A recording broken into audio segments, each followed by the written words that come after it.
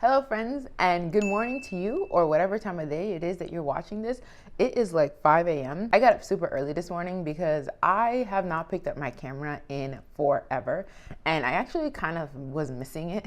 So I really wanted to film something today, and so this is the start of a reading vlog, and then I'm actually going to be filming a recent reads video as well. So I've got at least 2 or 3 different videos that are coming your way. I've been on a really long hiatus, basically since work started. I have failed to make filming videos a priority. And part of it is like work has just been super crazy, but I think that I also did not make time for filming YouTube videos. And you know, I had to maintain my sanity somehow, but things are sort of settling down, or they're as settled as they're ever going to be. So I've decided to make it more of a priority to carve out time for filming YouTube videos.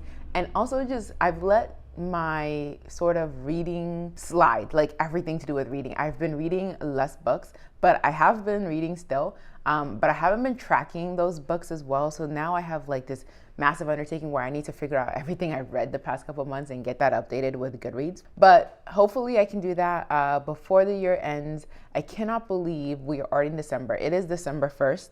Yeah, today's December 1st. That just flew by. I guess it's both a good thing and a bad thing. Yeah. Anyway, for this video, I want to read some thrillers, and I actually just started one. So right now I'm reading on my Kindle, as you guys probably already know. I am reading The Night She Disappeared by Jewell, and this is one of the Goodreads thriller finalists book, or it's in the nomination for the final round.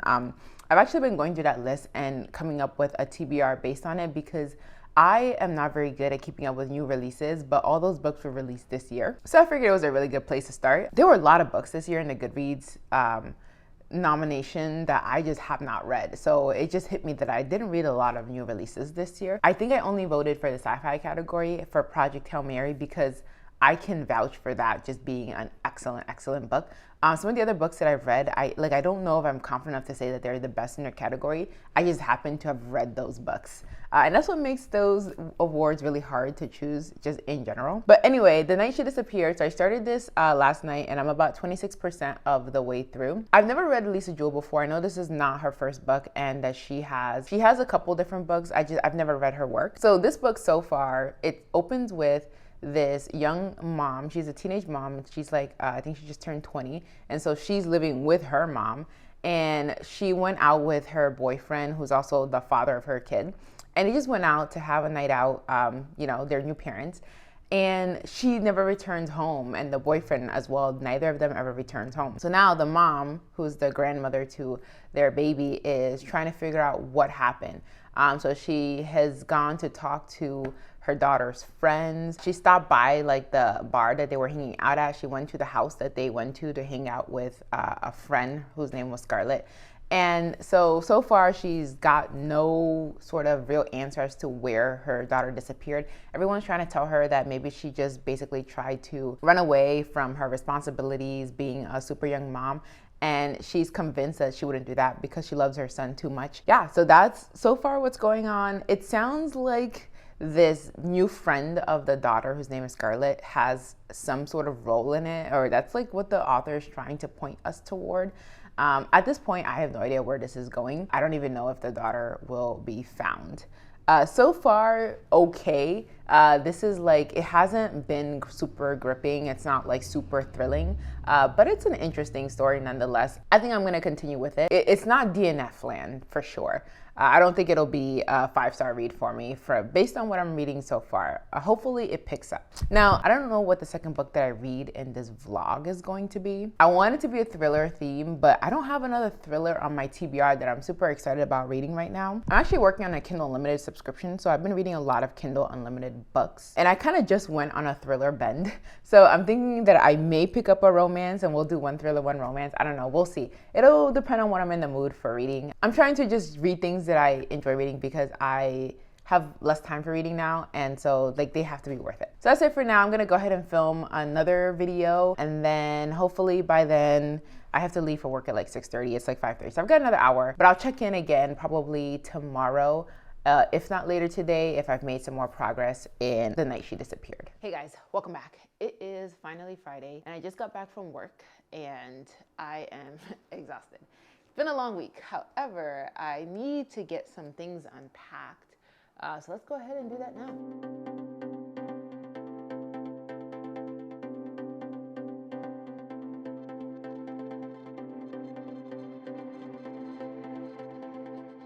All right, so I actually did some Black Friday shopping this year and I went a little crazy. First of all, I finally got my hands on an Amazon Echo. So I've never had one of these before, but these were the brand new ones. They were on sale for like, I think almost half off. And it's super nice because it actually does play some music in the background and it can read like straight off of Audible too, which is cool. I think I still prefer using my headphones, but at the very least I've got some neat tricks up my sleeves now. Like, Alexa, what's the weather like? Right now in Seattle, it's 41 degrees Fahrenheit with partly sunny skies. Today's forecast has rainy weather with a high of 41 degrees and a low of 38 degrees. That would probably be more useful. Alexa, stop. That would probably be more useful if I didn't live in Seattle where it is literally always cloudy. But anyway, in addition to that, I went ahead and grabbed one of the new Kindle paperwhites to like test out. They also slashed the price of these during Prime Day. So if I was ever gonna pick it up, at least during then when the price was reduced. And last but not least, my biggest purchase is, so I decided to order and try out the iRobot system. So I got the Roomba, the robot vacuum, and the robot mop. All right, so the reason I decided to invest in this system is because all my flooring in this apartment is basically like it's flooring, it's laminate. There's like no carpet other than this small area rug that I put in my living room. And so I've had a heck of a time just like sweeping and mopping. And if I can get the robot to do it for me, I basically am going to have to, I will be able to give up that task. And I would be happier for it, to be honest. It takes up a decent chunk of my weekend. And I mean, it's not bad. Like I can listen to audiobooks, for example, when I do most of my chores, but I also don't think I'll miss it. At the very least, I want to give it a shot. And if I really don't like it, they had like a 60-day return policy. And during Black Friday, they had the bundles for a pretty good deal. So figured I'll try it. I'm gonna get this unboxed and set up and hopefully get it started running on its like little mapping run. We'll see how that goes.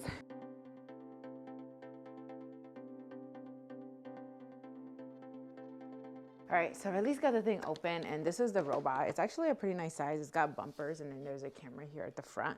I've already dropped it once, but let's get this plugged in and see. Actually, one of the other reasons that I got the Alexa is because this thing can be controlled with Alexa. So I can tell Alexa to tell the Roomba to start or stop, etc. So let's see if that stuff works out. So I just got that plugged in and set up. There is a light going off there, so I'm hoping that that means it's like actually gonna start working soon. There is an app that I have on my phone that I'm gonna go ahead and get opened, and I'll also get the mopping set up, but probably a little bit later because I actually need to eat something. All right, excuse my lighting. Sorry, I don't actually have very good lighting in here without my camera light set up. But I did get the vacuum plugged in and it looks like it's working, connected to the app and everything. So then the other thing I got was the Brava Jet that goes along with it. So I'm gonna go ahead and open this and then I should be able to get a test run going on the, or it's supposed to like map my home first. Yeah, so I'm hoping it'll map my home. And then from there, I should be able to get it set on a cleaning run and just see how well this thing actually cleans. I watched endless, and I mean like countless reviews on YouTube of these vacuums and they seem to work really well. And I mean, I don't have like a whole lot of stuff on the ground, but it's enough that, you know, like when you're walking on a bare floor with your bare feet and it just stuff sticks to it. So like I'm constantly sweeping. I just want to see if it works well for that. If not, I'll probably return it because it is very pricey. Even with the Black Friday discount, like this is such a huge purchase. And I feel like as I've grown older, all of my Black Friday purchases are like stupid adult purchases. Like 2 or 3 Black Fridays ago, I had gotten like a new coffee maker and an indoor grill, the Ninja indoor grill, and like a KitchenAid. And now I've got like an iRobot and an Alexa. It's just, yeah, the things that change as you grow older. Although I did get some new shoes off of DSW, which is super nice. Actually, let me see if I can find them. So I actually did get these like Vince Camuto heeled loafers. They're super cute. Let me put them on. They don't really go with the outfit that I'm wearing right now because I just got these in today. But this is what they look like. I was a little concerned because the heel is listed as like, I think it's like 3¼ inch. And usually 3 inches is like my max. I don't go beyond 3-inch heels. But they're so comfortable. So this is what they look like on my feet. I still have the wrapping on one of the tassels. But yeah, they're super cute and they're really, really comfortable. And they would go really well with some actual black colored pants. I'm wearing these like eggplanty purple pants today. What's up guys? It is Saturday. Happy weekend. Excuse me, I just got back from the gym and like showered. But Roomba is up and running and I thought I would show you guys. Look at Roomba go. It's actually really cool. But what they don't tell you about robot vacuums is now instead of spending time vacuuming, I'm spending time following my robot vacuum around my apartment and watching it like try to get into all of these like little nooks and crannies. It's kind of cool. Hello guys, welcome back. Happy Monday. I wanted to do a quick check-in update about my reading so far this week. So I'm going to talk about two things in this segment. One, I started and finished a book yesterday. And two, I'll talk about the Kindle Paperwhite because I had a chance to partially read some of the book on this device and kind of my thoughts comparing that to the Oasis. And I have a more formal video on that, but I'll discuss it a little bit here as well. So the book that I started and read yesterday was The Love Hypothesis, and I got the Audible version of it along with the ebook version, and I listened to like the first half entirely on Audible while I was like doing chores and stuff, and then for the second half of the book I was reading and listening along on my Kindle and on my phone. So I'll say right off the bat, The Love Hypothesis has been super hyped. It along with another contemporary romance have been really hyped lately, and I will say that I really did love it. It did give me flashbacks because this book is set in like an academic based setting where the main character Olive is a PhD student, and then her love interest Adam is like a tenured professor faculty at Stanford University, and this is in like their biology department.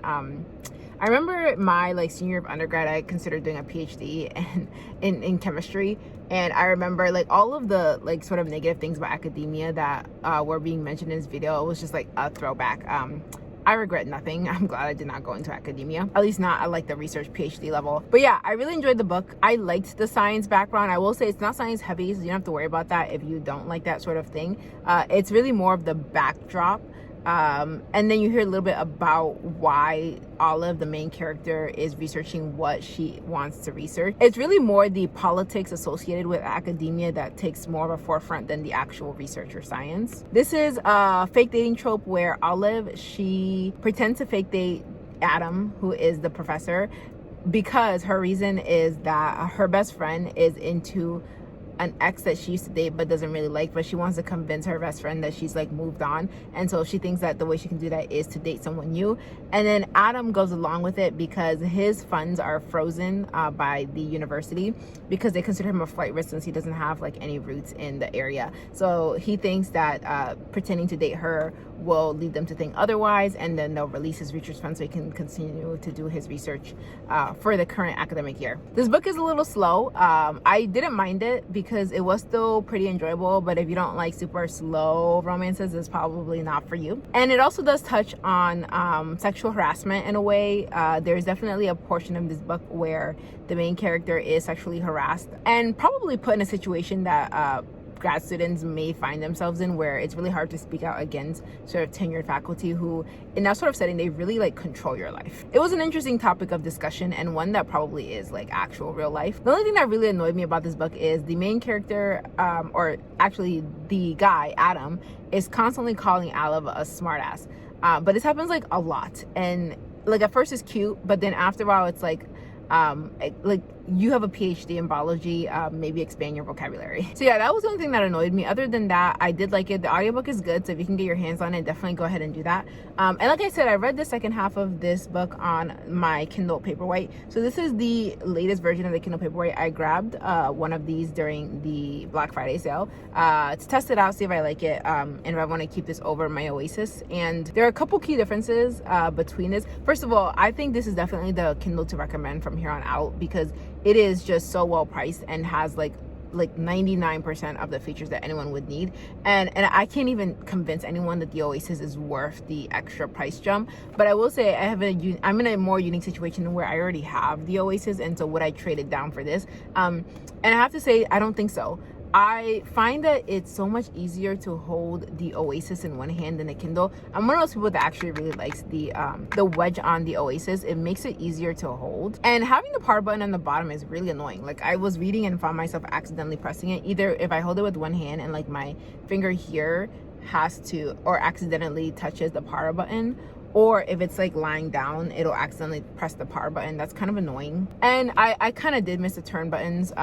But like I said, this device is actually pretty amazing. And if I didn't already have the Oasis, I would be perfectly happy with this. I'm gonna play with it a little bit more. I feel like some of it is just I need to get used to it. Like, I'm sure I would get used to holding this one-handed the more I do it. But I find that this position eventually hurts my thumb quite a bit. That's why I prefer the Oasis like this and the buttons. I find that that's a little bit easier on my thumb. Otherwise, I mean, I am loving having USB-C. It's a small thing, but literally everything I have is USB-C. My like iPad, my personal computer, my work computer. The only thing that is not is like my phone, because I have an iPhone, and my AirPods, but everything else being USB-C makes it super convenient to charge this instead of trying to find the cable that I have for my Kindle. And also the battery life on the Paperwhite is just better than the battery life on the Oasis. The battery drains a lot slower. And with the convenient charger around, I literally am never gonna have to worry about keeping this charged.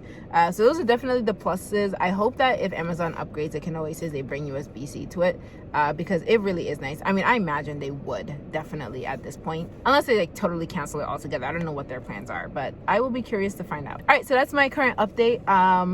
I still need to finish the Lisa Jewell thriller that I started this vlog with. I haven't made much progress on that. It was kind of starting to bore me. That's why I switched and pivoted to a different book. But now that I'm done with The Love Hypothesis, I should go back to that, or DNF it. I'm not entirely sure. If I go back to it, then this vlog will continue. If not, then this will be the end of the vlog here. Either way, I will update on what I end up doing with that book. I think I'm gonna stick it out. I do have the audiobook through Scribd, so it shouldn't be too bad as long as I'm doing something. But I will catch you later.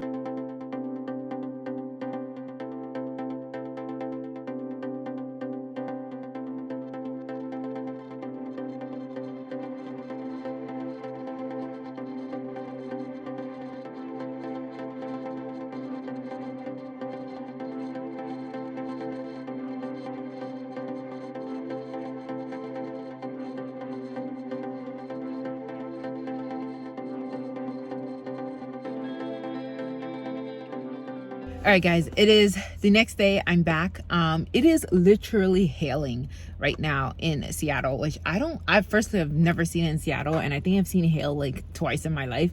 It's kind of wild. It just came out of nowhere. I almost can't believe it. Anyway, I went to the Amazon bookstore in our University Village here because I got like a promotional credit from Amazon for, I think it's when I bought the Alexa in store. They gave me a $15 credit that I can use in store. So I thought, why not pick up a book? And I got a hardcover book for like, this ended up being $4 after the credit.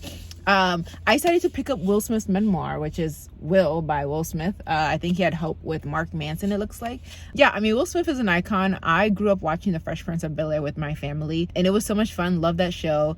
And I also went to, my university was in Philadelphia, so there were many nights of just walking down the streets of Philadelphia singing in West Philadelphia, you know, just an icon. I read a couple pages as excerpt from this, and they were already really funny. So I feel like this is going to be a really funny memoir. The reviews on this were excellent, and I mean, Will Smith is an icon, so I'm super excited to read this. I think I'll go ahead and get the audiobook, or I'll check to see if there is an audiobook on Audible, because I'll definitely want it to read along with this. And then I decided to DNF And Then She Was Gone by Lisa Jewell, or at least DNF it for now. I was getting really bored. I think the issue is the fact that, again, I'm using this audiobook on Scribd, and if you watch my video on my Scribd review, my problem with Scribd is that the max that they'll go on the app is 2x speed. And then even if you go on the browser, it jumps from 2 to 3x. So the 3x is too fast, the 2x is too slow. I read most comfortably at like a 2.4, 2.5x speed. And so when I'm forced to like read slower than natural with the 2x speed, it really bothers me. And I also think, I'm starting to think that missing persons thrillers is just not for me, because there was another missing person thriller book that I read. I talked about it in my recent reads thriller edition. I'm blanking on the name of the book, but I also didn't love that book. And I think these missing persons, like just the way that they drag out, I don't really enjoy all that much. I did put the audiobook on hold through Libby, and maybe when that becomes available, I will give it another shot at like finishing it, because I actually really want to know what happens at the end. I just don't want to sit through it at 2x speed, if that makes sense. So with that said, I'm gonna end this vlog here. I've actually already edited all of the footage that I've captured, and this vlog is kind of chaotic. I don't even know what I'm gonna title this, but if you made it this far and you're still watching, thank you so much for tuning in, and I will see you next week.